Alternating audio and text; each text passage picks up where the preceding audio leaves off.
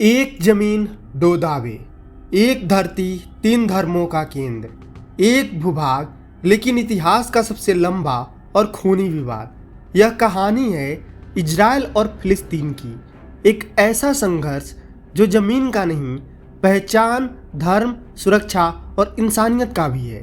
तो आइए आज की इस वीडियो में जानते हैं कि इजराइल और फिलिस्तीन का ये विवाद आखिर शुरू कैसे हुआ और इसके पीछे की पूरी ऐतिहासिक कहानी क्या है, और क्या कभी इस संघर्ष का कोई अंत होगा। अगर हम शुरुआत करें तो हमें 3000 साल पीछे जाना होगा। यरूशलेम और उसके आसपास के क्षेत्र कभी प्राचीन यहूदी राज का केंद्र हुआ करता था। बाइबिल में जिसे लैंड ऑफ इजराइल कहा गया, वही इलाका बाद में रोमन साम्राज्य का हिस्सा बन गया। सन 70 ईस्वी में रोमन साम्राज्य ने यहूदी के दूसरे मंदिर को नष्ट कर दिया और लाखों यहूदियों को निर्वासित कर दिया गया। इसे जेविश डिस्पोरा कहा गया, यानी यहूदियों का बिखराव।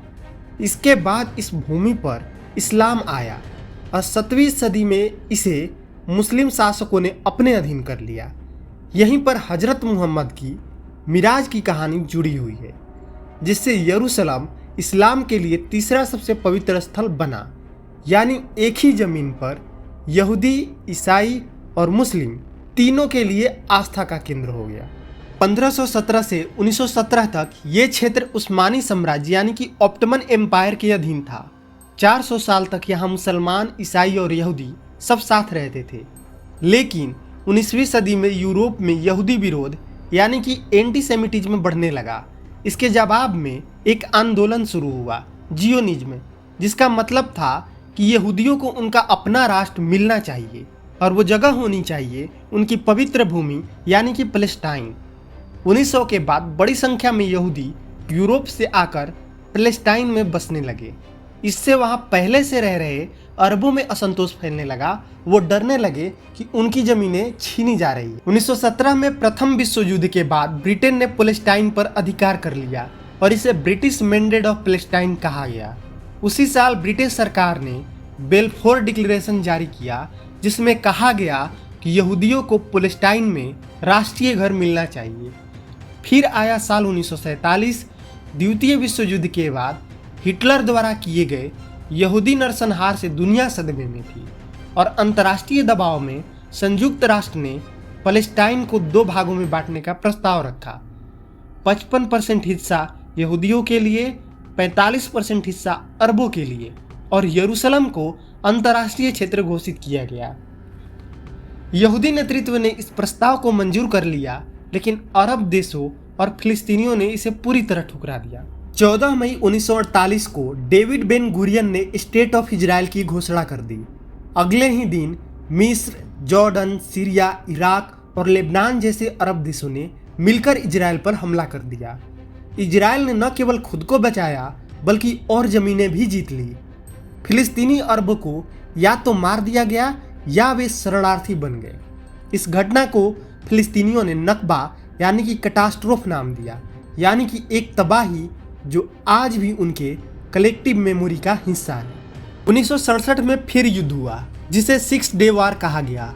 सिर्फ 6 दिनों में इजराइल ने गाजा पट्टी, जो मिस्र के पास थी, वेस्ट बैंक और पूर्वी यरूशलेम, जो जॉर्डन के पास थे, सीरिया से गोलान हाइट्स और मिस्र से सिनाई प्रायद्वीप जीत लिया। अब इजराइल ने वेस्ट बैंक और गाजा में यहूदी बस्तियां बसाना शुरू कर दी।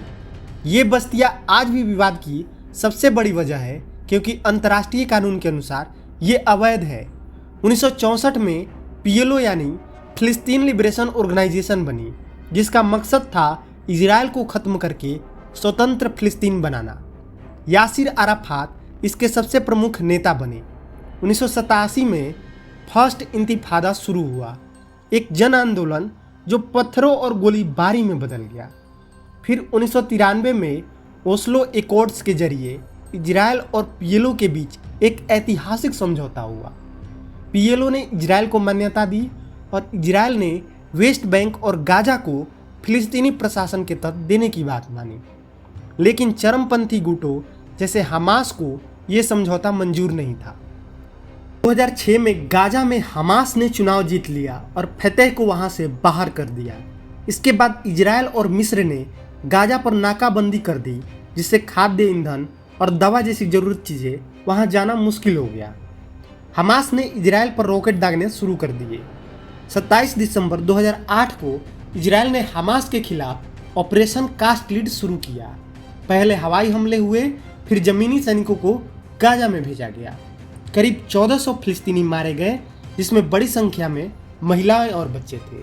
इजराइल के लगभग 13 लोग मारे गए, जिसमें 10 सैनिक और 3 नागरिक थे। गाजा में स्कूल, अस्पताल और यूएन की इमारतें भी तबाह हुई।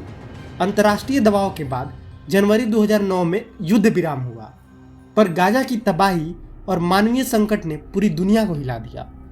जुलाई 2014 वेस्ट बैंक में 3 इजरायली लड़कों का अपहरण और हत्या हुआ। इसके जवाब में इजराइल ने वेस्ट बैंक में सैकड़ों हमास समर्थकों को गिरफ्तार किया।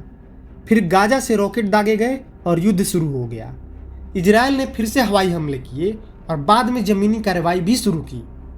इस बार इजराइल ने हमास की टनल नेटवर्क सुरंगों को भी निशाना बनाया, जो गाजा से इजराइल में गुप्त घुसपैठ के लिए इस्तेमाल होती थी।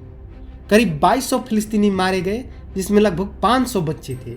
इजराइल के 66 सैनिक और 6 नागरिक मारे गए।